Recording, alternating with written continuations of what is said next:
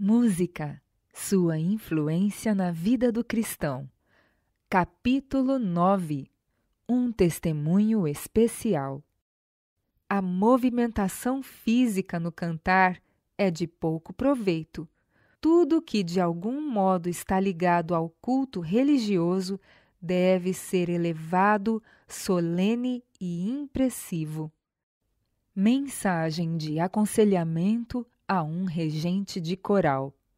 Foi-me mostrado o caso do irmão U, que ele seria um peso à igreja, a não ser que entrasse numa relação mais íntima com Deus. Ele é convencido. Sente-se ofendido se alguém questiona as suas ações. Se achar que um outro foi escolhido antes dele, sente-se injustiçado. O irmão U tem bom conhecimento de música, mas a sua educação musical é de tal índole que se adapta mais ao palco de um teatro do que à solene adoração a Deus. Numa reunião religiosa, o ato de cantar é tanto uma adoração a Deus como o ato de pregar, e qualquer excentricidade ou traço de caráter esquisito chama a atenção das pessoas e destrói a séria e solene impressão que deve ser o resultado da música sacra. Qualquer coisa estranha e excêntrica no canto diminui a seriedade e o caráter sagrado do culto.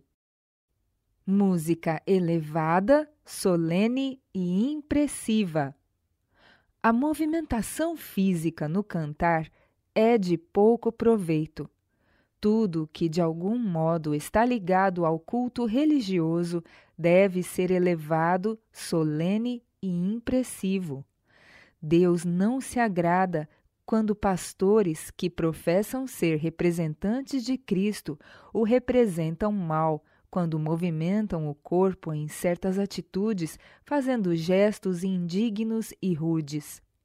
Tudo isso diverte e estimula a curiosidade daqueles que desejam ver coisas estranhas, grotescas e curiosas.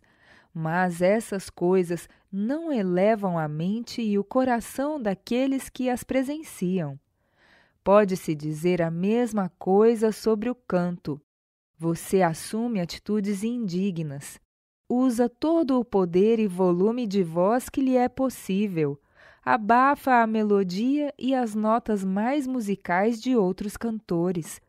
Essa movimentação física e a voz áspera e estridente não destacam a melodia para aqueles que a ouvem na terra e também no céu. Essa maneira de cantar é defeituosa e não é aceitável a Deus como acordes musicais perfeitos, suaves e melodiosos. Entre os anjos não há tais exibições musicais como as que tenho visto algumas vezes em nossas reuniões. Notas ásperas e gesticulações exageradas não são exibidas entre os componentes do coro angelical. O cântico deles não irrita os ouvidos. É suave e melodioso e ocorre sem esse grande esforço que tenho testemunhado.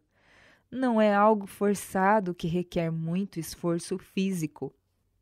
Sentimentos não tocados, corações não subjugados. O irmão U não está ciente de quantas pessoas ele tem desviado de assuntos sérios e outras tantas a quem tem desgostado. Ao ver seus movimentos rudes no cantar, alguns não conseguem reprimir pensamentos não santificados e sentimentos de leviandade. O irmão U gosta de exibir-se. Seu canto não exerce uma influência que enternece o coração e comove os sentimentos. Muitos têm assistido às reuniões e ouvido as palavras da verdade proferidas do púlpito, às quais têm convencido e elevado seu espírito. Muitas vezes, porém, a maneira pela qual o canto é conduzido não aprofunda a impressão causada. As exibições e contorções e a desagradável aparência do esforço exagerado têm estado tão fora de lugar na casa de Deus e sido tão cômicas que as impressões sérias causadas sobre as mentes são apagadas. O canto conduzido dessa maneira é desestimuladora para aqueles que estão crendo na verdade. Tudo de acordo com a sua vontade. O caso do irmão U é difícil de ser resolvido. Ele é como uma criança indisciplinada e mal educada.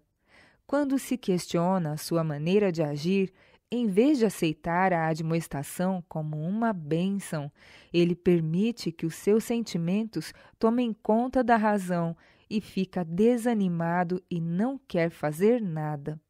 Se não puder fazer tudo como deseja, segundo sua própria vontade, ele não quer participar em coisa alguma.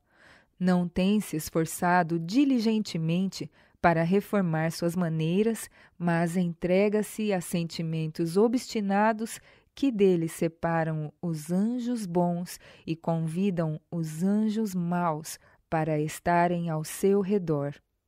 A verdade de Deus, recebida no coração, exerce sua influência refinadora e santificadora na vida. O irmão U pensa que cantar é a coisa mais importante neste mundo e que ele tem uma maneira completamente especial de cantar. O seu canto está longe de agradar ao coro celestial.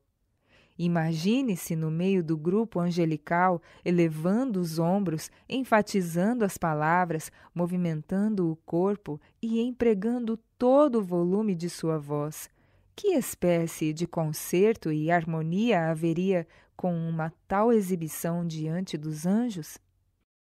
O poder da música. A música é de origem celestial. Há grande poder na música. Foi a música dos anjos que fez vibrar o coração dos pastores nas planícies de Belém e envolveu o mundo todo. É através da música que os nossos louvores se erguem àquele que é a personificação da pureza e a harmonia.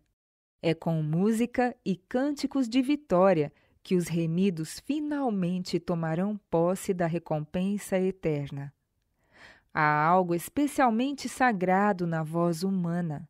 Sua harmonia e seu sentimento subjugado, inspirado pelo céu, supera qualquer instrumento musical. A música vocal é um dos dons de Deus aos homens, um instrumento que não pode ser sobrepujado ou igualado quando o amor de Deus inunda o coração. Cantar com o espírito e com o entendimento também é um grande auxílio aos cultos na casa de Deus. Como esse dom tem sido aviltado! Se fosse santificado e refinado, poderia realizar grande bem, derrubando as barreiras do preconceito e da descrença empedernida e sendo um meio de converter almas.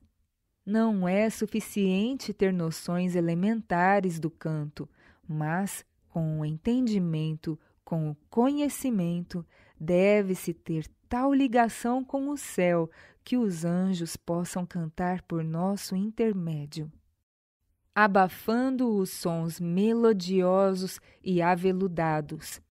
Sua voz na igreja tem sido ouvida tão alto, tão áspera e acompanhada ou destacada com gesticulações não muito graciosas, que os sons mais melodiosos e aveludados, à semelhança da música angelical, não podem ser ouvidos.